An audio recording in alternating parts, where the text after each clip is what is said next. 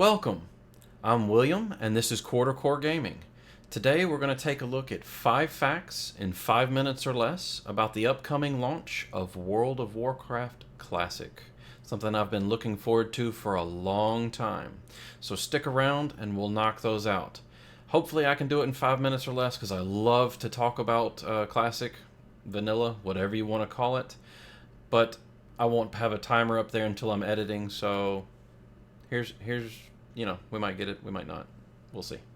Alright, fact number 1, and the most important fact of all. Classic, or Vanilla, whatever you want to call it, is launching on August 27th, 2019. But there's a little more to it than that. And I'll put the links down in the description so you can double check for yourself. But if you go to Blizzard's homepage and click on WoW Classic, it has just below the release is August 27th, 2019 caption, there's a little link down there that says Global Release Schedule. It looks something like this.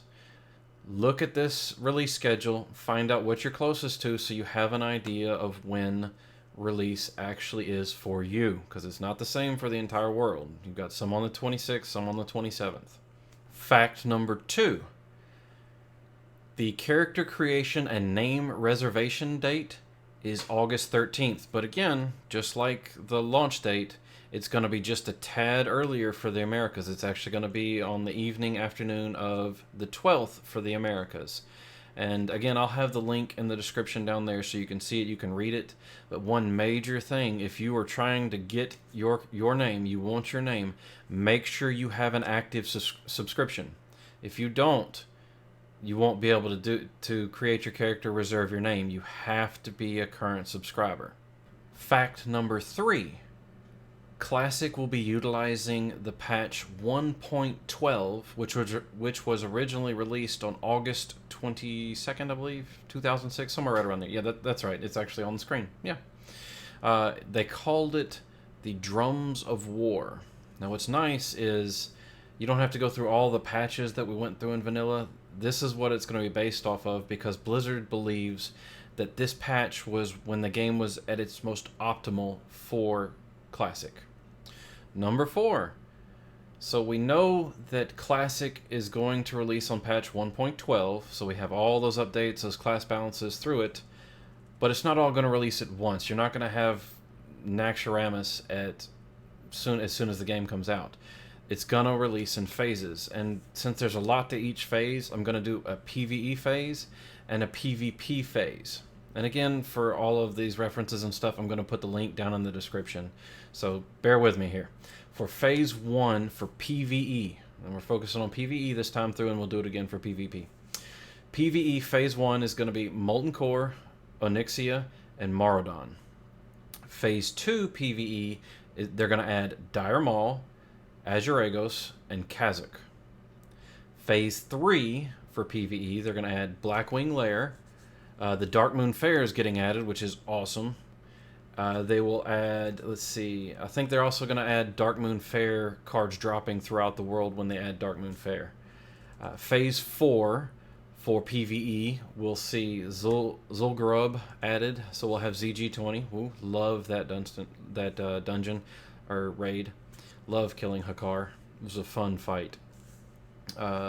And I believe they're going to add the green dragons. So we'll have the emerald dragons, the 4 of them all around the world, which actually adds a really cool quest item drop from them that you can complete. And then Phase 5 will be, I think it's AQ40, AQ20, and the war efforts. Now, while AQ40 and 20 will be there, they will not unlock until the war efforts are completed, just like it was in Vanilla. So you'll have to go through and start doing the quests for the Scarab Lord, start collecting and turning in all the mats and all that kind of fun stuff for it. And the final phase is Phase 6. That's where we get Nax and the Scourge Invasion event, which that'll be a lot of fun. I remember it. We died a lot. All right.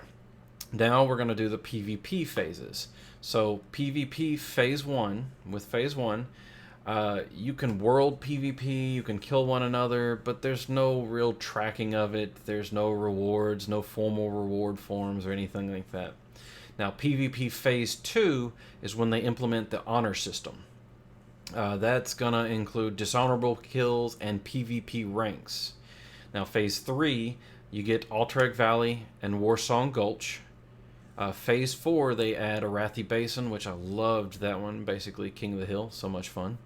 AV is still my favorite. It always will be, just because there's a ton of us in there and there's objectives. I love objectives on a mass scale. There is no Phase 5 for PvP.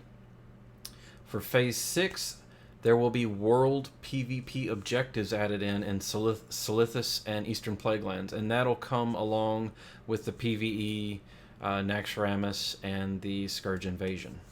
So that's all the phases, both for PvE and PvP. Again, I'll have the links in the bottom down there in the description, so you can go read it for yourself. Fact 5. It's the not a bug list. There is an ever-growing list on the Blizzard's main site that I'll actually link in the description for you so you can go read it, of things that worked a certain way in vanilla but don't work that way and have been changed throughout the expansions now that we're in Battle for Azeroth. And people thought they were weird and reported them in beta, but Blizzard has made a nice long list of all these not a bugs. And just a quick example is how much larger the Tauren hitbox is and the Tauren reach is. And it makes a difference. It's pretty crazy, but I hope you enjoyed this 5 facts in 5 minutes or less video. If you did, make sure to hit that thumbs up button, follow, stick around. There's lots more content to come. Thanks for joining me. Again, I'm William, and this is Quarter Core Gaming.